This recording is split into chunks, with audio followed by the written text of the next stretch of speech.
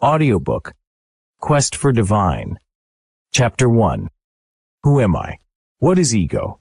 What is selfhood? When we seek guidance from the Quran to understand ourselves, Allah mentions two kinds of enemies. Satan is described as an enemy to mankind, and it is said that when he created the selfhood, nafs, he created the greatest enemy. The Holy Quran emphasizes the purification of the selfhood, nafs, strongly. This purification is only possible when you thoroughly understand this enemy, recognize what the selfhood, nafs, is, and comprehend its actions so that you can cleanse it. Let us endeavor to understand the selfhood. Fundamentally, the selfhood, nafs, comprises three parts: the body, 5 senses, and the mind. Let's observe these three respectively. The body. Body is a mere appearance. Every living being exists with its body. The body is made from a single cell and is a biological matter. The body in itself is not a living entity. Without the 5 senses and an active mind, the body is nothing more than a lifeless object. The body has little direct connection with intellect. It is essentially animalistic and driven by 2 primary instincts, hunger and reproduction. It is concerned only with survival and the perpetuation of its species through reproduction, without regard for anything else. Although the human body, in terms of its structure and refinement, is superior to all animal bodies, it remains an undeniable fact that, from a biological perspective, there is not much difference between the bodies of animals and humans. Life is its essence. It is life itself. To survive in this world, it needs food, and this is its primary concern. Once hunger is satisfied, it seeks to perpetuate itself, to become eternal. The only way it can achieve this is through reproduction via sexual activity. It is not seeking pleasure. Pleasure is a concern of the mind, not the body. The body's sole objective is to continue its lineage, to deliver the organism so that life can persist. This is its wisdom and its destiny. Made from dust, at death, body returns to dust. The physical form merges back into the earth, completely disintegrating until the day of resurrection, when humans will be raised again. The body, oblivious to its state of being alive or dead, knows not of pain or suffering. These are concepts imparted by the mind.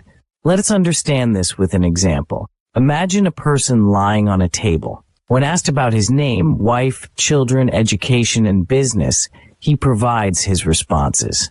If his arms are then amputated and he is asked again about his identity, his answers remain unchanged. Even if his legs are subsequently removed, leaving only his torso on the table, his name, education, business, and family details stay the same. This clearly indicates that the body is indeed a part of one's identity, but does not encompass the entirety of it. So what is it that exists beyond the body? This brief introduction to the body is what is necessary for the purification of the self. Otherwise, the body is one of the most beautiful creations of Allah, the Lord of all worlds. Even if we contemplate its internal and external organs until the end of time, we will never fully comprehend its nature. About 30 years ago, science knew so little about the body that a single doctor treated all ailments. However, as humanity realized the complexity of the body, specialization for each organ began, to the point where 7 years of medical education became mandatory just to treat teeth. The deeper we delve, the more intricate the mysteries become, leading us from cloning to mutation. The study of the body will continue indefinitely. 5 senses. Senses has its own distinct world, filled with mysteries and marvels. The basic senses are 5 in number. Sight, hearing, taste, smell, touch. These senses function as sensors, gathering information and conveying it to the brain. Their primary role, in conjunction with the body and mind, is to give rise to desire, which will be discussed further. Each sense is linked to specific organs. Sight uses the eyes like a camera. Hearing is connected to the ears. Taste resides in the tongue. Smell involves the nose. And the sense of touch is spread throughout the entire body. It is important to note that this description is not from a medical perspective, as Allah achieves thousands of purposes with a single creation. For instance, the nose is not only for smelling, but also plays numerous roles, including breathing.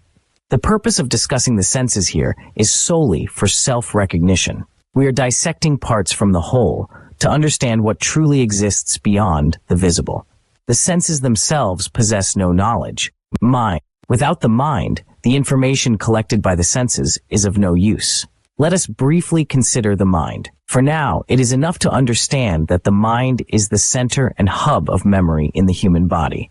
It is the data center and analyst governing the entire body and senses. The senses provide it with information from the external world, and using past experiences, the mind, acting as an analyst, makes decisions that the body and senses must follow. It is essential to understand that the mind and the brain are distinct yet interconnected. Just as the body is physical and the soul is non-physical, the brain is physical while the mind is non-physical. The brain is composed of the nervous system and many other cells that can be seen and touched, whereas the mind is intangible and represents thought. The mind is connected to the entire human body through the brain. The human self is made up of these three parts: the body, the senses, and the mind. These three are ineffective without each other. None of them holds any significance on their own. When deeply pondering the question, who am I, one becomes lost in amazement. Am I the body? Am I the senses? Am I the mind? Whenever one looks inward, they find that they are none of these. They are beyond all of these. They are awaiting reality. Their honor, thoughts, emotions, knowledge, and world. Whose are these? To whom does this honor belong? Is it the body, the senses, or the mind? To find answers to these questions, let us delve into the profound depths of the self.